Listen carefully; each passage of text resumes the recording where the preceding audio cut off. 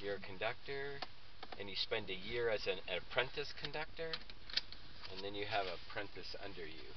Well, I don't suppose there's too much to it. Like, you're not actually running the train. You decide what speed it goes. You decide about things you think need maintenance. That is just the craziest You thing. I decide. wonder if she needs a ride. Should I ask her? Who, that woman? Did she just get off? The Oriental lady. I'm sure they've got arrangements. Because, you know, when I came up here, there were two guys standing here, and I thought, oh, are they getting on the train? They didn't have any luggage. And then I locked my doors, just because I kind of do that anyway. Yeah. And while I'm sending you that text, one of them starts walking over to my car, and I'm like, what do I do if he comes up to my door? Yeah, no kidding. And then he walked away down the street. And I just think it might be a place that's a little nefarious for people to hang out and do drug deals. Oh, I see. Can't be safe for that girl to be here. Well, I'm just trying to figure out. I mean, she's texting something.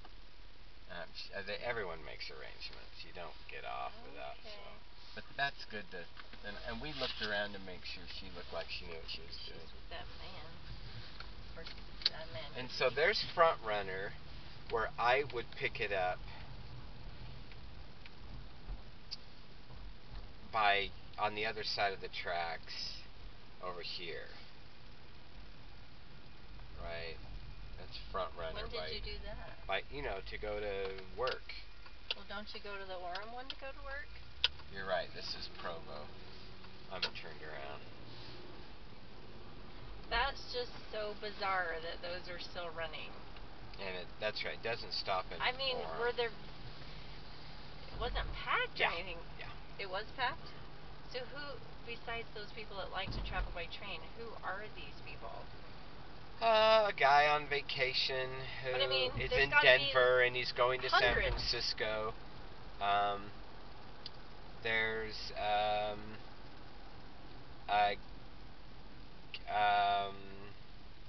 do you know where you are? Yeah. I'm still turned around. So vacation. A guy who's in between jobs and he's decided to take this other pharmaceutical job. A friend of him. He made friends with a guy. And they can't fly? And he's coming out to see him and he says, I was just going to fly. And then I heard about a train. I said, you know what? I've never done that before. I've got some time. I'm going to take a train. Oh, so they're like, I thought they were like people really down on the luck. No, if you're shopping around, you can get a decent flight. Well, that's what I figured that it seems like when I've looked into it before, Ruth Kiss. The trains cost the same or more than a flight. Yeah, so mine was like 300 and something. Yeah, so my flight to but that's with all the meals paid for, and they're pretty much gourmet meals. Really? And with and a bed. And what's called a roomette. You get this. So do you fold up the bed so you have a place to sit? Yeah, after you get up, they turn it into 2 seats. Oh. And so it can be a bed or 2 seats. Yeah, they put all new sheets and blankets and everything on. Which is I don't know how you can keep that clean. And then he said they'd be putting all new sheets on tonight, but the fact that I was leaving. But there's a steward for each car, and he's responsible for all the people in it. On that car, he knows the manifest, he knows your name. So how many people are in one? Oh, gosh! Oh, dang it. We need to take pictures.